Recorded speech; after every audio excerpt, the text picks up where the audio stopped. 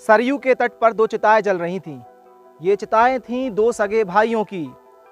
अपने बेटों के मारे जाने की सूचना मिलते ही कोठारी जी की तो हिम्मत नहीं हुई कि वो जाएं और अपने बेटों की लाश देख सकें, इसलिए उन्होंने अपने बड़े भाई को फैजाबाद भेजा।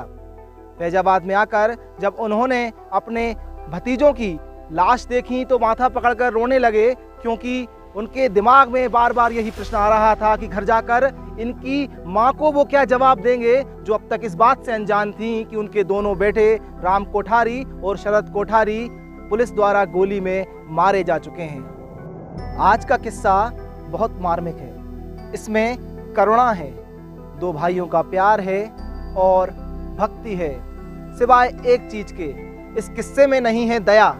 यदि दया होती तो मैं आपको ये किस्सा ना सुना रहा होता। काश दया दिखाई होती तो एक परिवार को जिंदगी भर काश की फांस यूं ना चुभी होती। तो जैसा कि मैंने आपको बताया, ये किस्सा है हीरालाल कोठारी के दो लड़कों का, राम कोठारी और शरद कोठारी। ये दोनों ही विश्व हिंदू परिषद के कार्यकर्ता थे। 1990 में जब विहिप द्वारा ऐलान किया गया कि कार सेवा की जानी है, तब इन दोनों भाइयों ने जिद पकड़ ली कि वो भी उस कार सेवा में शामिल होने के लिए जाएंगे। तब विहिप द्वारा ये कहा गया और उनके अधिकारी जब घर पे पहुंचे विश्व हिंदू परिषद के, उन्होंने समझाया कि एक घर से एक ही व्यक्ति को जाने की इजाजत दी जाएगी, लेकिन राम नहीं माना। राम कोठारी ने कहा कि राम की भक्ति में ये राम तो जाएगा, राम सेवक तो जाएगा। इस पर उनके छोटे भाई शरद का कहना था कि जहां राम जाएगा वहां उनका लक्ष्मण भी जाएगा।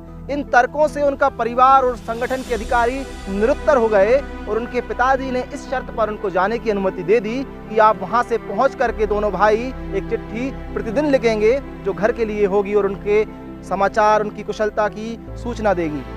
30 अक्टूबर 1990 मुलायम सिंह यादव ने उत्तर प्रदेश आने वाली और खासकर अयोध्या की तरफ आने वाली ट्रेनों पर रोक लगा दी।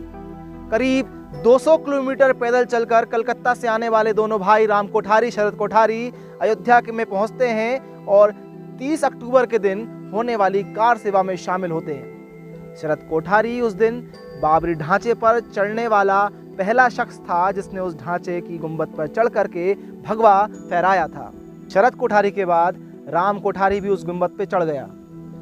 देखते ही देखते ये दोनों भाई उस दिन अयोध्या में उस घटना के बाद प्रसिद्ध हो गए। सब लोग इनको नाम से जानने लगे कि कलकत्ता से आए दोनों भाई सर्वप्रथम उस गुंबद पर चढ़ने वाले शख्स थे। इसके बाद आता है 2 नवंबर का दिन। इस दिन जब कार सेवक हनुमानगढ़ी से विवादित स्थल की ओर आगे बढ़ रहे थे, तब पुलिस ने कार सेवकों पर गोलियां चलाना प्रारंभ कर दी। अब तक पुलिस द्वारा सिर्फ आंसू गैस के गोले ही छोड़े जा रहे थे। पुलिस द्वारा छोड़े गए आंसू गैस के गोलों का असर ज़्यादा ना हो, इसलिए कार सेवक उन गोलों को नाली में फेंक रहा था।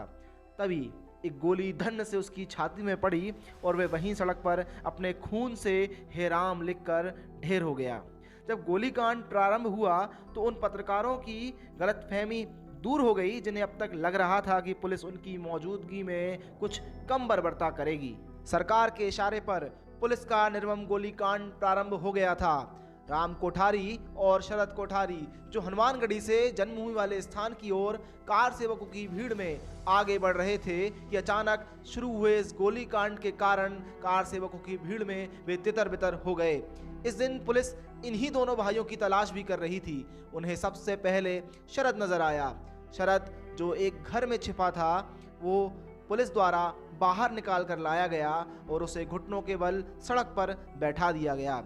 जब पुलिस ने शरद पर बंदूक तानी तो पुलिस को दूर से एक आवाज़ आती सुनाई दी कि मेरे भाई को छोड़ दो, मारना ही है तो मुझे मार दो। ये दयनीय पुकार थी राम कोठारी की, जो पुलिस से अपने छोटे भाई को छोड़ने की दया याचना कर रहा था।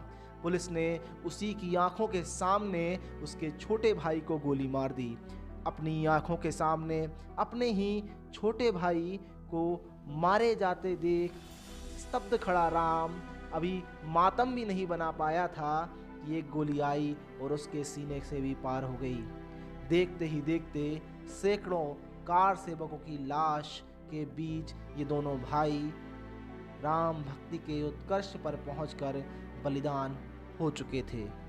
उनका बलिदान राम जन्मभूमि संघर्ष के लाखों बलिदानों के साथ दर्ज हो गया था। ये था राष्ट्र मंदिर सीरीज का तीसरा भाग। ऐसे ही और किस्से आप तक मैं मधुर शर्मा लेकर के आऊँगा। तब तक देखते रहिए हमारा चैनल समाचार अड्डा। धन्यवाद।